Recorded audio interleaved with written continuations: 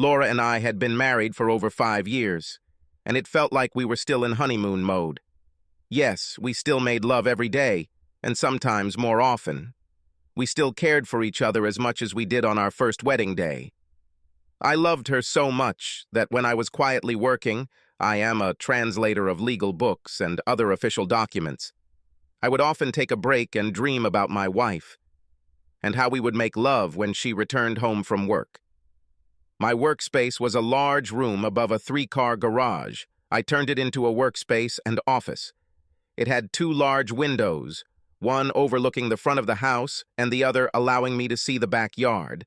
There was also a small kitchen and a tiny bathroom in my office, so I didn't have to go into the main part of the house when I wanted a snack or felt the need to use the restroom. There was even an independent gas heating system for the winter, as well as a separate air conditioning unit for the summer. I also asked the phone company to install a private line in my office without connecting to my home phone.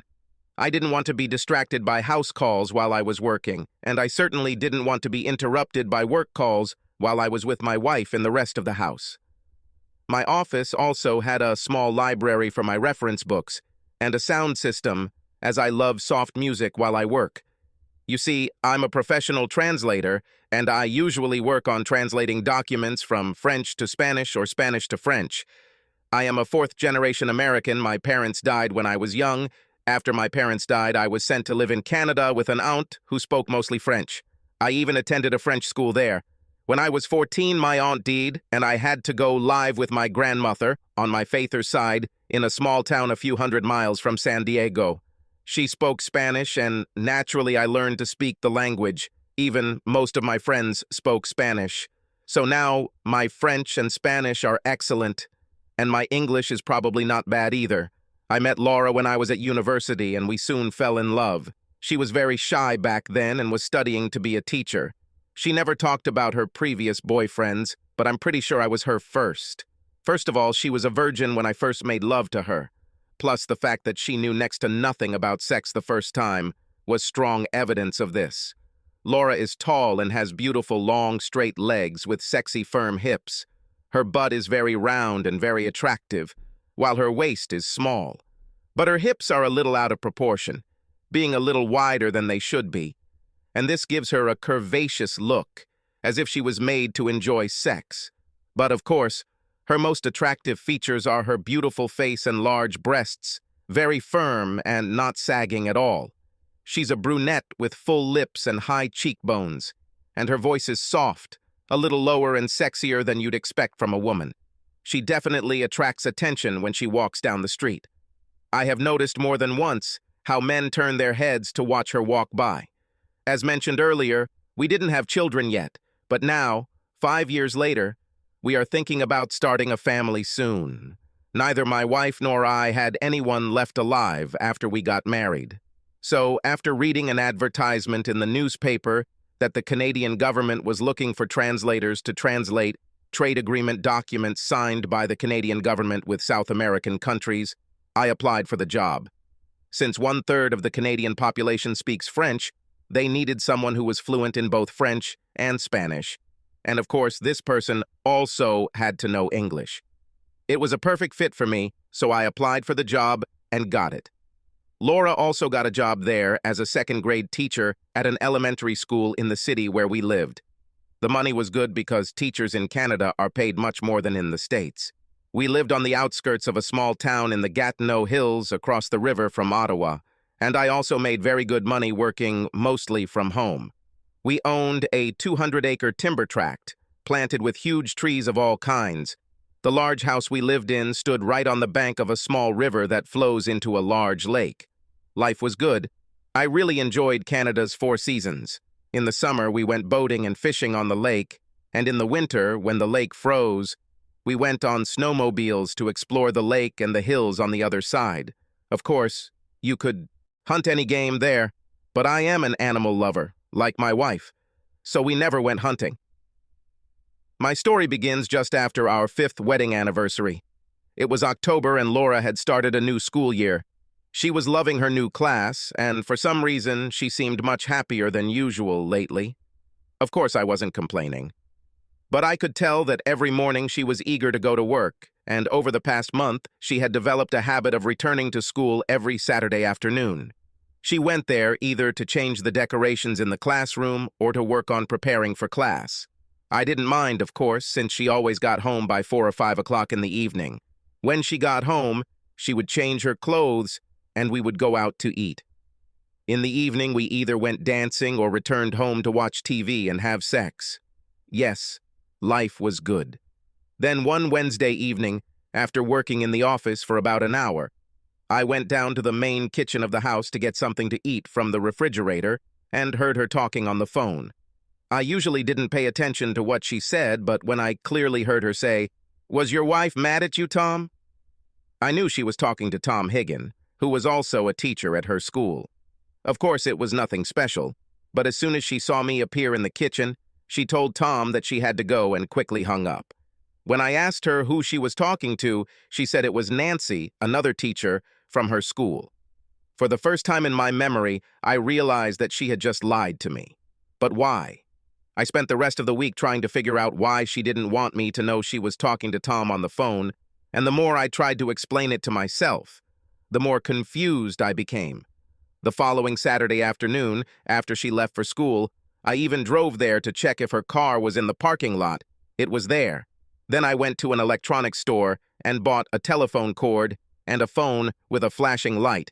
In just an hour, I needed to install an additional telephone line from the basement, telephone entrance to my office with a wire running through the garage. When someone in the house was on the line, the light would flash, but my phone would not ring because I had turned it off. I hid the phone in the desk drawer and locked it. So whenever the extension line was in use, I would see the red light flashing on the phone in my desk drawer. Since Laura often came to my office to clean or just talk to me, I didn't want her to hear the home phone ringing and find out that I had installed an extension line in my office. It was Sunday evening the next day, around 8. I had been working in my office for just over 10 minutes. I had left my home phone drawer open when I noticed the light flickering. I immediately picked up the phone and listened. Yes, it was Tom, and it was Laura who called him. They talked about school things for a few minutes, and then suddenly Tom asked her if she was sorry about what happened on Saturday the day before. "I think letting you kiss me was wrong," she continued. "We're both married, and even if it was just a little kiss, we shouldn't have done it, Tom. But I know you enjoyed it as much as I did, Laura. We're both adults. It made me feel like a teenager again. And besides, I've wanted to kiss you since the first day I met you." Laura started laughing at his comment, and I could tell she wasn't mad at him and wasn't sending him all the signals of a woman who wants more, much more. "You're being naughty, Tom. What would Ruth say if she found out you kissed me? We were half an hour late again on our way home. She must have asked you to explain." "No, she wasn't mad at me for being late. She will never know that you and I kiss. Now it is our secret. Besides, Ruth and I kiss a lot, but our love life is very different from what you'd expect from a married couple of 2 years. "What do you mean by this, Tom?" "Well, I know it's hard to believe, but I don't think Ruth will ever be able to have a baby. As you already know, she is just over 5 feet tall and has an almost childlike body. I'm so tall and big that I have to be careful when I try to make love to her. She claims it hurts her. In fact, we have never made love properly before." "Are you kidding?" "I wish I could, but it's true. I'm exceptionally big there, and Ruth is so small. Well, you can imagine how it is, I think. I bet you and Jack don't have that problem." There was a long pause, as neither of them spoke for many seconds. I heard Laura's rapid breathing, and her voice sounded excited. Finally, she asked him, "Are you that big there, Tom?" I was shocked and angry by the minute. My wife was talking on the phone with a married man and asking him about the size of his dignity. "Well, to be frank, I'm above average in this regard, but I'm sure it will suit you perfectly, Laura. If he were standing in front of me, I'm sure I would hit him. How dare he make such a remark to my wife?" Then I was very close to answering him and at the same time making a fool of myself. "Tom Higgin, don't joke like that." She feigned anger, and I could tell it only lasted a few seconds as she continued. Imagine what each of our spouses would say if they heard you talk like that. Once again, there was a long pause in the conversation, and finally Laura changed the subject, and they started talking about school matters again.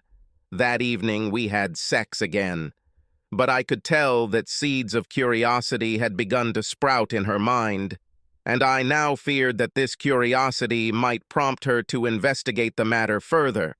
To make matters worse, I just didn't know how to stop her from asking herself questions like, what would it be like to experiment?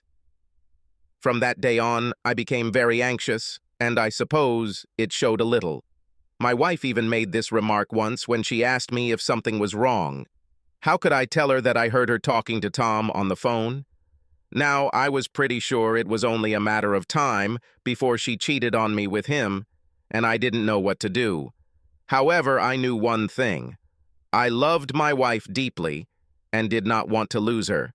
But at the same time, I definitely didn't want to be a cuckold. I couldn't work much that week, and as Saturday approached, I felt worse. She left for school at 1:15 on Saturday afternoon. As soon as she left the house, I got into the car and drove to her school.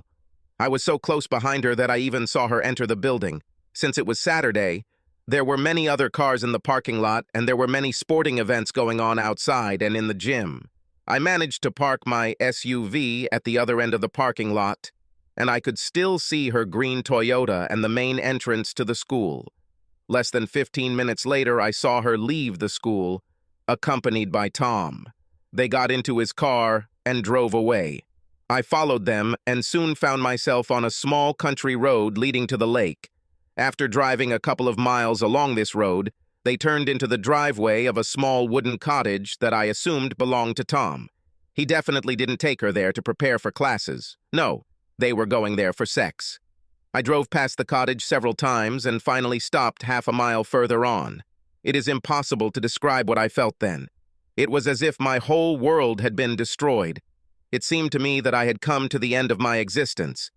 Laura was my whole life, my only reason to live, and now she was with another man. I won't say I didn't shed a few tears that day, because I did.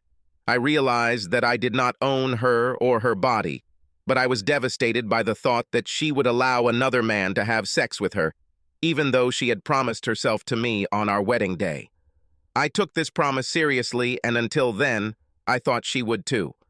When you discover what I just learned, it makes you question your entire value system and ask yourself if you've been a fool all your life, believing in loyalty, love, and everything that comes with it. No matter what anyone says, the most harmful aspect of a cheating partner is not that he had sex with someone else. Rather, you can no longer trust them or anything they say or do. You don't trust them anymore. Throughout your marriage, you thought you were number one in their life, and now that makes you vulnerable and scared. For a few seconds, I felt the urge to get out of the car and walk toward the cottage to see exactly what they were doing through one of the many windows I saw as I drove by. But I guess I already knew the answer, and seeing my wife with another man would be too much for me. So instead, I just drove slowly home, again passing the small wooden cottage where she was with Tom. I knew I needed to think carefully about my next steps, but at that moment, I was in too much pain to plan anything. When Laura entered the house around 5, it was easy to see that she had done something she shouldn't have done. Firstly, it was obvious that she had difficulty walking normally, as she only took short and slow steps. She was also extremely nervous, and more importantly, she just couldn't look me in the eye while I sat at the kitchen table watching her. Even while she was preparing dinner, I didn't feel like eating out that day. She kept dropping things. When I tried to start a casual conversation with her, I had to repeat myself often, and her answers to some of my questions had nothing to do with the question I asked her. It was easy to tell that she had important things on her mind at that moment. After a while, I just gave up and went to sit in the living room while she continued to prepare dinner. Once we finished eating and put the dishes away, she went upstairs and took a shower. Gradually, over the course of the evening, she began to behave as usual, and we watched a movie together. For a while, I was tempted to tell her that I knew where and what she did during the day, but I decided that I needed to think carefully about what I should say or do. In my mind, I killed Tom a dozen times while sitting next to her, and I also imagined beating Laura, but I knew that this was not the solution to our problem. This would only make the situation worse. Without even realizing it at the time, I had probably already decided that I was going to deal with this and try to save our marriage if at all possible. That evening, Laura started having sex with me and she was uncontrollable in bed. I knew she felt bad for cheating on me during the day and was trying to make up for it. Life went on and Laura continued to cheat on me and Tom every Saturday afternoon. I could never find the courage to confront her about her cheating. What's worse is that I didn't try to stop her from meeting him again every Saturday afternoon. I know that most people will say that I am a coward and a weakling for putting up with my wife's infidelity. But I knew that if I let her know that I knew about her relationship with Tom, it was impossible to predict where it would lead. I really loved Laura and wasn't ready for a divorce yet. I truly believed that her connection with Tom would eventually fizzle out and things would gradually return to normal. Of course, I was sad most of the time and I could tell she was worried about me. I guess she really thought I was completely unaware of her affair, and she couldn't understand why I was in such a depressed mood. This continued throughout the winter and until the end of June. Then one evening she told me something that came as a shock to me. Over the previous years, we had often discussed starting a family. She was always the one who wanted to wait a little longer. So, on that fateful evening, when we were sitting on the couch in front of the TV, she suddenly told me, "I have a surprise for you, darling." Her body pressed against mine as we sat on the couch in front of the TV. She held one of my hands with both of hers. For a few seconds, my heart stopped because I really thought she was going to confess her affair with Tom. "What is this?" I guess she mistook the look of shock on my face for fear or even anger. "You'll be so happy, Jack, when you know what I have to say. I did something you'll like. I've stopped taking the pills in the last 2 months, and now I'm pregnant." Having said this, she put her arms around my neck and kissed me before I had a chance to say anything. Saturday afternoon was the last time she saw Tom before the summer holidays started, and I finally decided that we should talk as soon as she got home. I wanted to catch her by surprise when she returned from her sex session. As soon as she walked into the house at 5 o'clock, she kissed me and told me she was going to change into jeans before cooking dinner. She had left the house in a short skirt and blouse just after lunch, and I knew that she was now in a hurry to take a shower to clean up some traces. As she began to walk up the stairs to our bedroom, I began to follow her. When she noticed me following her, she became very nervous and asked me if something was wrong. "Yes, dear, something is really wrong. Sit on the bed and we can talk." "What's wrong, Jack? You look so serious. It scares me to see that look in your eyes." Obviously, it was clear to her that she was still completely convinced that I had absolutely no knowledge of her relationship with Tom. After the first few times she met him at his cottage, she probably became very confident in her connection, and any traces of guilt she felt at the beginning had completely disappeared by this point. I'm sure I caught her off guard that day. "You can be sure that something is really wrong. In fact, our marriage depends on what happens here right now." The expression on her face was amazing. Her expression changed from relaxed to shocked within seconds.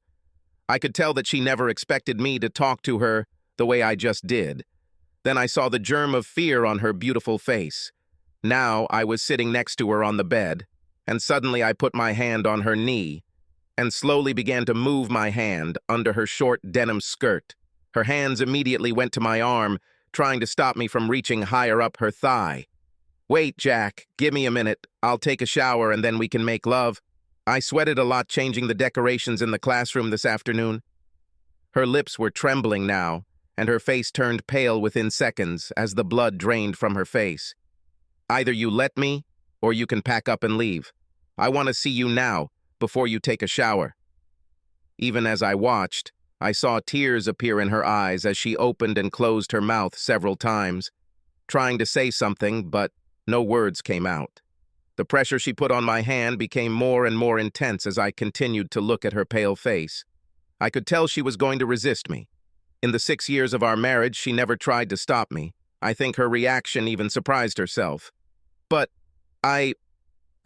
wait, Jack, please, this will only take a minute." I could tell she was now very close to a fit of tears. At that moment, I so wanted to hug her and kiss her on the lips, but at the same time I knew that in her eyes this would only be a sign of weakness on my part. Laura, think about what you're going to do now. If you want to remain my wife and continue to live with me, you will allow me to conduct a test right now. If I leave this room without checking you out, we're screwed. Make a decision now. Now her tears flowed freely. I guess by this point she's finally gotten to the point where I know something about her cheating. As she began to sob freely, I gradually felt the pressure on my hand lessen, and she finally removed her hand completely. Who did you have sex with behind my back, Laura? Oh, God, sweetheart, I'm so very sorry. Will you ever forgive me? I don't love him. It was just sex with him. There is no love here. Please believe me. This means nothing. We need to talk. You have a lot of explaining to do, Laura. You must tell me everything and the whole truth. I want to know who he is and how long this has been going on. But the most important thing I want to know is, am I the father of the child you are now carrying?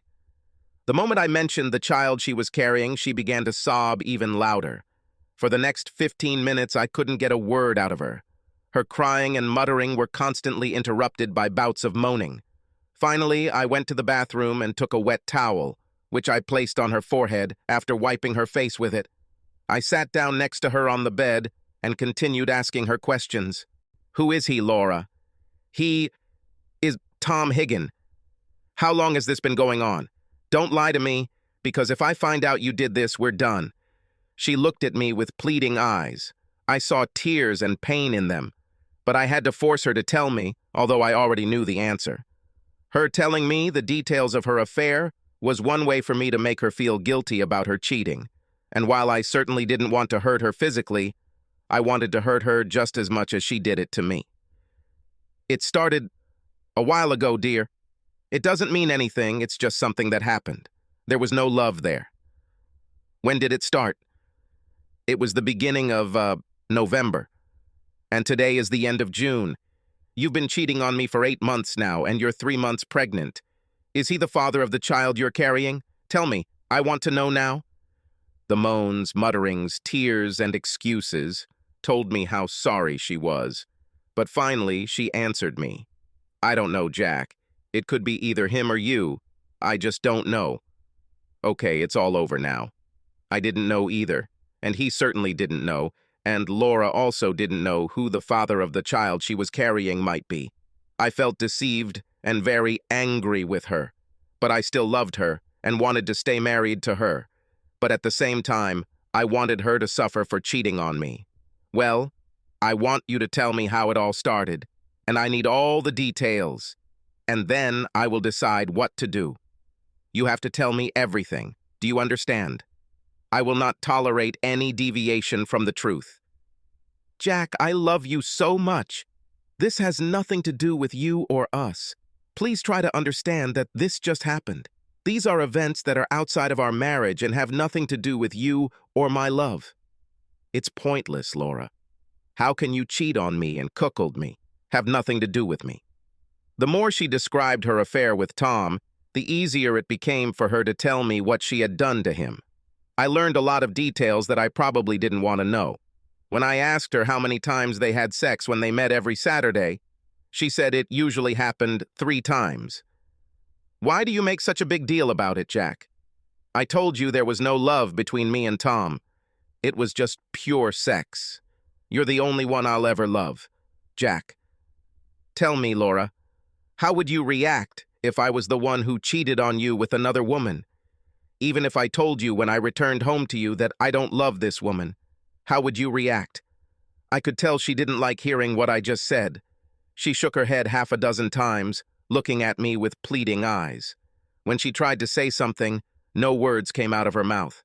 Well, Laura, now you can understand how I feel about your betrayal.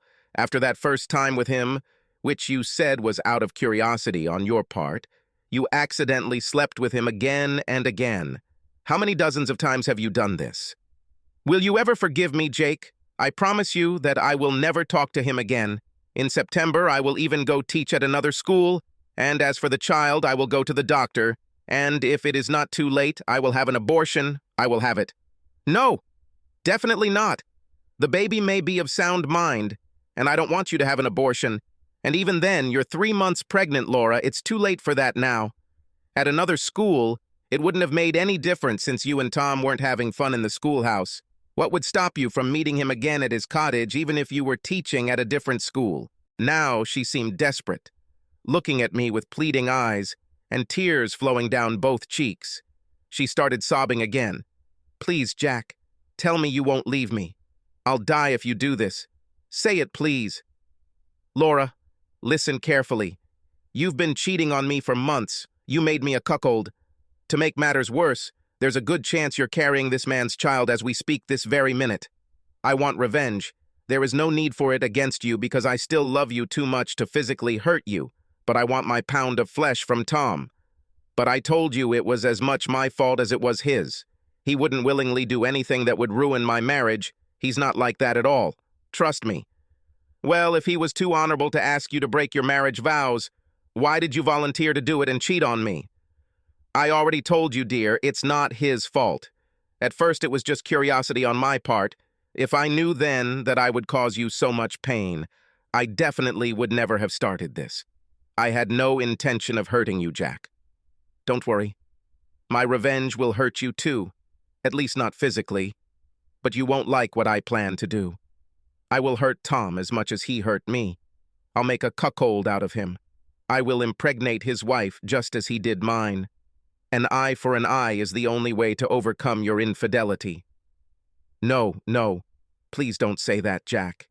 If you do this, I will die. I'll do anything for you, Jack. We can move to another city, and I swear to you that I will never talk to him again. Laura's body was now trembling with emotion, and her head was shaking, expressing disapproval of Jack's intentions. She seemed to have shrunk, her shoulders hunched, her elbows locked in her knees, her face covered with her hands, her hair falling over her face. Long, long moments lasted. Jack sat silently, brooding next to her, and his wife was now devastated next to him. With the window blind drawn almost all the way, the room was in semi-darkness, and the only sounds were those coming from the outside world, a world in which the neighborhood enjoyed a quiet, sunny Saturday afternoon. There was no sound from the bedroom except Laura's crying. Listen to me, Laura, and listen carefully. If you ever have an abortion, I will never forgive you. This baby could be mine, and I want it. If you want us to stay together, you will accept that I intend to do this, and you will help me to do this too. Then there is something else you must do. You must swear to me that you will never, under any circumstances, tell Tom that I know about your affair with him. Of course, I don't want him to know that I accepted your betrayal with him. These are the conditions that I have set for us to stay together. If you refuse to accept them, then we will begin divorce proceedings on Monday. Laura was more than willing to accept all my terms. I could even see some relief on her face and a ray of hope in her eyes. I knew she probably believed that she would eventually try to get me to change my mind about impregnating Tom's wife. Now let's go out and eat. It's too late to cook dinner, and we won't talk about this anymore today. Life continued after Black Saturday. And of course, she never met Tom again. I didn't dare make too much of a fuss about her cheating a day later because I was afraid it might affect her condition. I believe that her lack of experience with other men before we met was also the reason she allowed herself to slip up like that. I was the only one she'd ever made love to before meeting Tom, and in her own words, she wanted to know what it was like to do it with someone else. The more we talked about it, the easier it seemed for Laura to describe to me what she had done to Tom. Of course, even then she constantly swore to me that she would never do anything like that again and that she loved me more than life itself. She always referred to the child she was carrying as our child. I guess she wanted me to accept that as a fact. I had already decided that I would do just that and promised myself to do it. I would never test the child to find out who the real father was if she accepted my terms. No, I was going to raise him as my child and never question that fact. By the time she started teaching again after a 2-month holiday in September, she was already more than 5 months pregnant, and her bulging belly was now quite obvious. She gave birth to a girl in mid-January. Deep down, I wanted the child to be mine. I was going to raise her as my daughter and give her all my love. After the birth of our daughter, Laura did not return to teaching until September of the following year. Kim, that's what we named our daughter, was almost 9 months old. Until now, I hadn't talked to my wife about my plan to get back at Tom by cuckolding him, and now I decided it was time to discuss it with her. One day, just a week before she started teaching again in early September, I reminded her of the conditions I had set for her not to divorce her. One of them was that Tom's wife became pregnant with my child. I believe that Laura already thought that I had given up revenge. She was extremely disappointed when I returned the question to her. It was 8 o'clock at the time, and she had just put Kim to bed for the night. We were both sitting on the couch in front of the TV. "Laura, we need to discuss something now." She looked at me with pleading eyes for several seconds. She then turned away from me and bowed her head, looking at the floor. I could tell she suddenly became very nervous. I even noticed traces of fear in her eyes when she turned away from me. But I didn't let that stop me. "You have to admit that I was very lenient about your affair with Tom. I also know that you remember that I set several conditions for us to stay together after what you did." There were tears in her eyes now, and I could see her lips trembling. I paused for a few seconds to give her time to absorb what I had just said, but before I could continue, she cut me off with tears and sobs and began to mumble. "Jack, please. I've never been with Tom since. I don't even talk to him at school. Let's forget all this. We are so happy with Kim now. Why change anything?" "No way, darling. I have a score to settle with him, remember? One of the conditions of our being together was that I was going to cuckold him and impregnate his wife, remember? I still want it, and it will happen. If you help me, it will be easier for both of us. But if you try to stop me, you know what will happen." I made that clear to her when she admitted that she cuckolded me over a year ago. If she ever refused any of the conditions I then set for her to stay together, I was going to run a DNA test on Kim and myself. If it turned out that I was not her biological father, I would divorce her and sue Tom, thereby destroying his marriage and teaching career. On the other hand, if the test confirmed that I was Kim's biological father, I was still going to divorce her and fight for custody of my child, and at the same time, I was going to expose her affair with Tom. It was a hopeless situation for her, and she knew it. Her best option was to cooperate and help me cuckold him. Finally, after much discussion and persuasion on her part, we came to an understanding. She was going to start hanging out with Tom again at school and also meet his wife, so I could meet her. Of course, I knew there was a real danger that she might get close to him again, but I was willing to take the risk and accept the consequences. It's been over a year since she last had fun with Tom, and it's time for me to get back at him. So Laura started talking to Tom at school again. I even suggested she meet him at his cottage on Saturdays again. At first, she was horrified by my proposal, but a few weeks after I quietly let her know, I realized that now that it had already happened once, it wouldn't be such a big deal as long as no one knew about it. Did she have sex with him again? I'm sure she did, judging by the changes I noticed in her. After a while, she was much more enthusiastic about going to work every morning, and then at home she again had that joy for life that she showed when she saw him before Kim was born. Then every time she came home late on Saturday night, she would enter the house and rush to her room to shower and change clothes. I never got around to asking her whether she was with him at the time or not, since there seemed to be an unspoken agreement between us that I would not ask her questions about her affairs on a Saturday afternoon. But after a few months, I managed to meet him, and after that, the four of us started going out to eat together almost every Saturday night. When I first met Tom's wife, Ruth, I was impressed. She really was a petite woman with short black hair. She looked more like Tom's daughter than his wife. She was barely more than 5 feet tall, with a very beautiful, childish face. Her large green eyes seemed to be smiling all the time, and behind her sensual lips she had completely white and even teeth, which she always showed when she smiled. I knew that sex with her would give me great pleasure. I was looking for an opportunity to connect with her more closely, and the opportunity presented itself when the nanny who took care of our daughter Kim one day told us that she and her husband were moving to Vancouver. I already knew that Ruth had no job and loved children. So, without even talking to Laura about it, I called Ruth one day and asked her if she would be willing to take care of our daughter while my wife worked. Of course, she was very interested, and after talking about it with her husband, she called my wife the next day and agreed with her that she would start looking after Kim the following Monday. Laura was shocked when she learned that I had taken the initiative to hire her without even talking to her about it. "Jack, why did you do this? We should have discussed this issue first." Ruth seemed very surprised when she learned that I didn't even know you had offered her the job. I could tell that my wife was against Tom's wife taking care of Kim. She was probably trying to delay the inevitable as long as possible. Now you are listening to me, I hope you remember the conditions I set for us to remain married. In case you've forgotten, let me remind you that one of them is that I have to impregnate Tom's wife. What is the best opportunity for me to do this if I can bring Kim to her house every morning and pick her up in the afternoon? Laura cried and ran to her room. When she came out an hour later, I talked to her for a long time. She eventually agreed that she would not try to stop me from doing what I felt I needed to do so that we could continue our life together. A day later, my intention to bring Ruth back into the family circle was no longer discussed with Laura. I guess she just accepted the fact that it was going to happen and must have decided it would be better for both of us if she just pretended it wouldn't happen. Every morning, as soon as Laura left for school, I started getting Kim ready so she could stay with Ruth until 4 when I picked her up. Laura continued to work at school every Saturday afternoon. I know she did go to Tom's cottage on these occasions as I visited her a couple of times and saw her get into Tom's car just a few minutes after she arrived at school.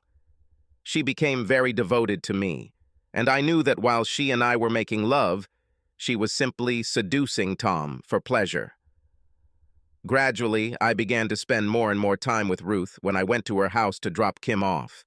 At first, I could tell that she was uncomfortable with me staying at her house for 15 minutes to talk to her.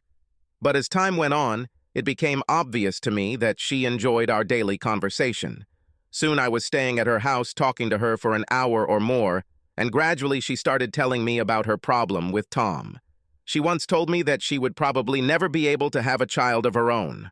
"Why is it, Ruth? You're a healthy woman, and as far as I know, Tom is fine. So why are you so sure of this?"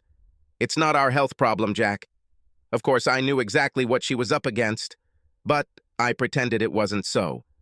I wanted her to tell it herself, so that it would be easier for us to communicate with each other in this conversation.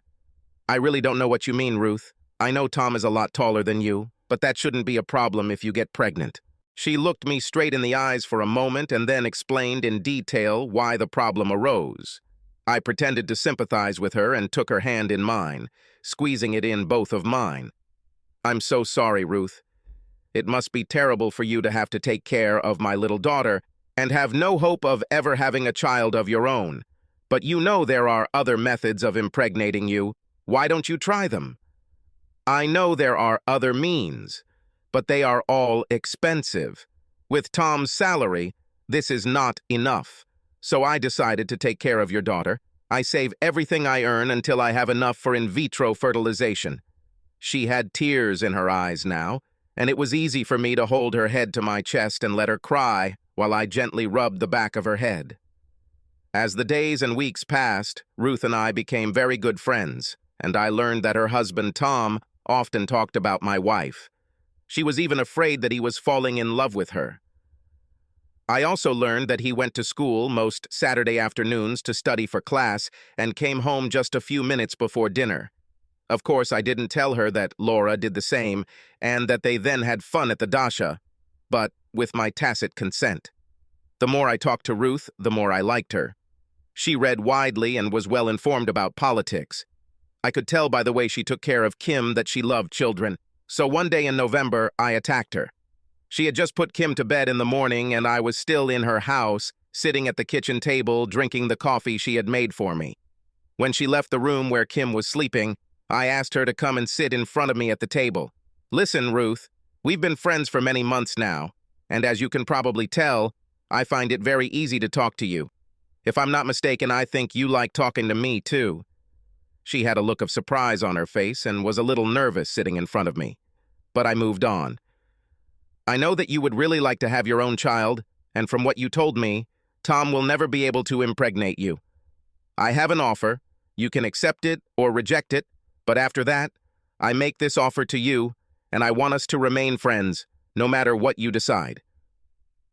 Having said this, I reached for one of her hands and squeezed it tightly, with both open palms. "You don't have to make a decision today, but I want you to think about what I'm going to offer you." I paused for a few seconds while we both looked into each other's eyes. I think at that moment she began to understand what I was going to tell her. "I think I'm falling in love with you, and there's nothing that would please me more than getting you pregnant with our child. Before you answer, let me tell you that Tom never needs to know about the paternity of your child, and if you want me to stop making love to you as soon as you discover you are pregnant." I pause again to let my proposal sink into her brain. At this point, I was a little worried because she had such a strange expression on her face. I could even sense the fear in her expression. "Jack, but we're both married. This could destroy both of our marriages. No one should know, Ruth, but you and me. We both know that this is your only chance to become a mother, and your pregnancy will have the opposite effect on your marriage. This will probably save him." I could almost see the wheels turning in her head as she continued to look at me with that serious expression on her face. Still holding her hand between mine, I stood up and stood next to her as she sat and looked at the top of the table. I knew this was the moment for a breakthrough or victory, and I made my move. Holding her hand with my left hand, I placed my right hand on the back of her head and began stroking her soft skin just below her hairline at the back. She didn't try to stop me, and I knew I had won. That day we made love on the couch. The first time I squeezed her bare breasts in my hands, it was a big shock to me. I expected them to be very small, but to my great surprise and joy, they were the breasts of a woman, not a young girl. From that day on, it became a regular exercise for us. We had fun almost every day, and 2 months after we started having sex with her, she became pregnant. Of course, Tom, believing that he was the father, was overjoyed at her condition, and the 4 of us were now 2 happily married couples, each with a family to raise. 9 months later, Ruth gave birth to a healthy baby girl. Subscribe to our channel so that your second chaff doesn't cheat on you, and go ahead and listen to the next story, because this story is nothing compared to the next one. If you're under 18, don't even think about listening to the next one.